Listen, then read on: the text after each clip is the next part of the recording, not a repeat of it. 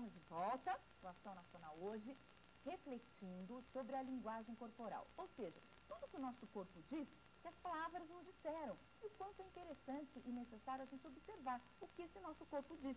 E eu havia deixado essa pergunta no ar para os nossos entrevistados, se há diferença na linguagem corporal, de acordo com região, de acordo com cultura, com país. Há uma diferenciação mesmo na linguagem corporal? Há uma diferenciação. Essa diferenciação pode acontecer de um país para um outro, de um continente para o outro, como pode acontecer dentro do próprio país mesmo. Você tem uma ideia, assim, o carinho que é feito no Nordeste para cumprimentar uma pessoa é o cheiro. Vou dar um cheiro em você, encosta face no face, e você até ouve o som do respirar, assim. Do cheirinho. Se você vem para estados aqui mais do sul, você vê que é o beijo, o beijinho, 1, 2, 3 beijinhos. Então você vê que tem essas nuances, essas diferenças. Entre países, que a gente percebe, por exemplo, uma outra curiosidade, na Turquia e na Grécia, quando a pessoa vai dizer sim, ela não fala assim, ela não demonstra desse jeito, ela demonstra desse jeito. Mas, olha mesmo. Em países turcos e gregos, você faz um movimento assim, dizendo sim. O sim é isso? É diferente. Bem diferente, nossa. É mesmo isso, professor? E a gente percebe, assim, diferenças entre os países, quando você percebe alguma reportagem, se você prestar atenção no repórter, mesmo que você não entenda o idioma, você percebe a diferença da linguagem corporal, do gesto, né? Às vezes ele está falando sorrindo, você não está entendendo, vamos supor, né?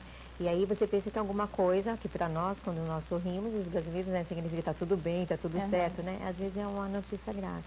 Olha que então, coisa. Você entendeu? É o tipo da cultura, o que foi, né?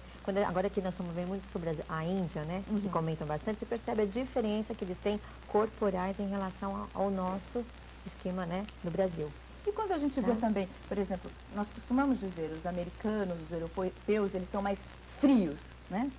Há essa coisa, o brasileiro é caloroso, é quente, o americano, o europeu, geralmente tem uma tendência mais fria, até nesse sentido de se preservar mais, de se conter mais, né? Isso.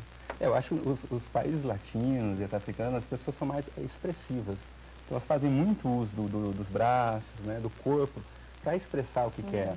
Os ingleses, muito pelo contrário, né? Eles são bem reservados, né? A comunicação deles é apenas verbal, ou quase verbal, estritamente verbal. Aí você percebe também que a linguagem corporal tem muito a ver com forma de educação, a cultura do país, né? Porque para uma criança ficar totalmente reservada como o inglês, ela teve que ser moldada, treinada dentro. Tem um histórico de desenvolvimento aí. Desde pequenininho. E é legal a senhora tocar nesse assunto, porque nós vamos falar um pouquinho mais agora a respeito das crianças, né? E nós vamos verificar a opinião da doutora Irene Gentili também sobre a linguagem corporal infantil. Vamos ver juntos. Quanto menor a criança, mais importante o gesto. Porque as palavras, a gente nasce acreditando nos olhos, depois que a gente vai ficando engambelado pelo discurso verbal. Então, uma criança pequena, imediatamente bateu o olho, instantaneamente ela percebe se tem simpatia, hostilidade, afago, carinho, e imediatamente ela reage a esse contato. Então, por exemplo, quando a gente vai ver a adaptação de uma criança, os primeiros dias da escola, principalmente pré-escola, 2, 3 anos, é muito importante, em primeiro lugar, a confiança que a mãe tem na professora. É a primeira coisa que a criança vai observar. E a recíproca, né? A confiança da professora na mãe. Se as duas não tiverem um acordo, a criança vai começar a chorar assim que a mãe for embora. Que pena que, enquanto nós vamos nos tornando jovens e adultos, nós vamos perdendo essa sensibilidade infantil, né? Interessante tudo que a doutora Irene falou. Vocês têm alguma observação a fazer à colocação da professora ali? Eu tenho uma, assim, trabalhar em escola, né? Já vi casos, por exemplo, que a mãe não aceita a professora e a criança faz de tudo para ficar com a professora porque ela gostou demais. Então ela até luta, tá? Mostrando para a mãe que é aquela que ela quer ficar. Então ela usa o corpo para isso. Então ela chega na escola, a mãe, porque a mãe faz um gesto, toda mãe que tem um filho pequeno, a primeira vez que vai na escola, ela fica esperando o filho. E a criança, quando está afim de ir para a escola, ela despede dos pais, faz tchau. E você fica igual uma boba, entre aspas, esperando o filho, achando que ele vai chorar, e ele não chorou. Ele vai com a maior alegria. Porque ele foi com a maior alegria. Então ele expressou o seguinte: mamãe, vai embora, né? Vai Eu tranquila. quero ficar. É. Eu gostei muito daqui, entendeu? E você percebe isso na hora da saída. Tá? Porque ela não corre de encontro com você tão rapidamente assim. Quando ela corre de encontro com você muito rápido, é porque ela não gostou daquele dia. Mas se ela vai lento e ainda fala tchau, dá um beijo para a professora, ou então pega a mãe, né? Chama a mãe como dizer, cumprimenta a minha professora, essa é a minha professora, ela já gostou. Entendeu? E aí muitas vezes eu já vi pais mudarem a opinião em relação à professora, porque seus filhos apresentaram uma linguagem corporal, uma expressão que quer ficar. Então a mãe fica tranquila. Coisa, não, professora? Fale um pouco mais da opinião do senhor a respeito dessa natureza infantil de observar bem as coisas. E por que a gente vai perdendo isso com o tempo? Assim, é interessante que a criança, você pode observar, quando ela está se relacionando com você, qualquer comportamento que ela emite, logo depois ela olha para você para verificar se a você sua vai... reação. Exatamente. Então ela está tentando buscar o quê? Atenção. Acho que essa é uma palavra bem importante para a criança, ela quer atenção. E como que ela percebe atenção? O olhar seu para ela. Então pode perceber, ela faz um comportamento, por exemplo, ela pega uma bola e joga lá na parede. Ela pega e olha para você para ver como você vai reagir àquilo. Se você sorriu, não fez nada, ela se mantém se comportando daquela forma. Se você repreende, ela começa, opa, peraí, tem uma coisa errada. Então ela começa a fazer outras coisas. Você percebe que a linguagem com a criança, muitas vezes ela é não verbal, na maioria das vezes. Ela o tempo todo está se comunicando com o olhar dela, com a gente. E é aí que os pais passam limite. Porque o olhar pode ser tanto de continua, como o olhar pode ser de não continue. Não faça isso. Se a gente pensar em gerações anteriores, nossos pais falavam que seus pais só olhavam. Verdade. Né? Por quê? Porque aprendeu-se na linguagem corporal que aquele olhar, aquela forma de olhar, era para você parar. Era perigoso. Era perigoso. Não ultrapasse. Não mexa comigo. Entendeu? Tem um significado todo, né? Agora, se você não fizer isso, quando a criança, né, o pequenininho é um ser ainda em formação, você não consegue depois, fica mais difícil. Aí é pela dor. Isso. Porque nesse momento com a criança você está fazendo pelo amor. Ou pelo amor ou pela dor, né? Agora quando você começa a punir, seria pela dor, né?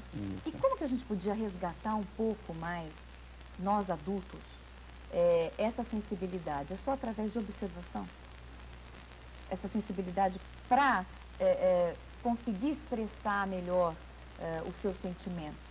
É através da observação e da auto-observação também, dessa autoconsciência. Eu acho que a professora falou isso no começo. Essa autoconsciência é muito importante. É a autoconscientização, na minha opinião. A primeira coisa que você tem que fazer é você se perceber.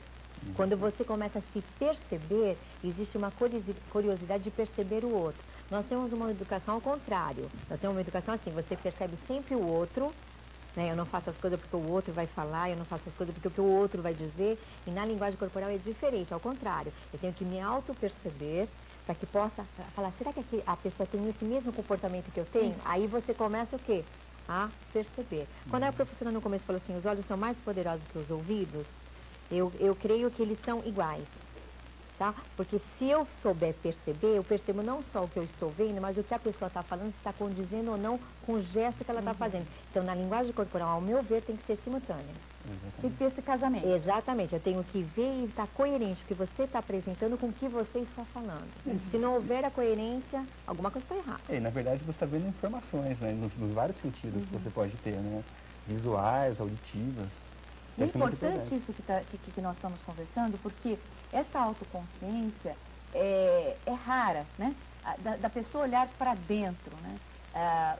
Fora do seu mundo ao redor, você olhar um pouco para você, verificar as suas reações, né? Porque a partir delas você pode entender um pouco mais o outro, a reação do outro, né? Como o outro funciona. Mas havendo uma mudança agora nesse sentido com as inteligências múltiplas, porque uma delas é a intrapessoal.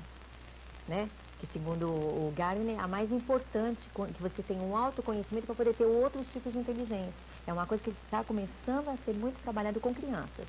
E com os adultos, o que a gente pode fazer para se resgatar um pouco isso? A salvação, a salvação, os adultos podem voltar a ter essa observação, essa sensibilidade? Podemos? Eu acho que tudo isso envolve conhecimento e autoconhecimento. Então, nesse sentido, leitura, muita leitura. Uma terapia pode ajudar para você se conhecer, saber como você se comporta, por quais razões você se comporta dessa forma ou daquela. Lidar com o outro, relações, ajuda muito você entender o outro, né? Lidar, conviver, ter vínculos afetivos, se envolver com as pessoas, isso é muito importante. A gente não aprende com o outro estando dentro de casa. Quer dizer, eu trabalho com pacientes que ficam a semana inteira em casa e chega deprimido na sessão e fala, doutor, eu estou deprimido e tal e tal. A pessoa não sai de casa. Ela não teve relacionamento. Ela não tem variabilidade, não tem iniciativa, ela não sai para lidar com o outro. Como eu quero me conhecer se eu não conheço bem o outro?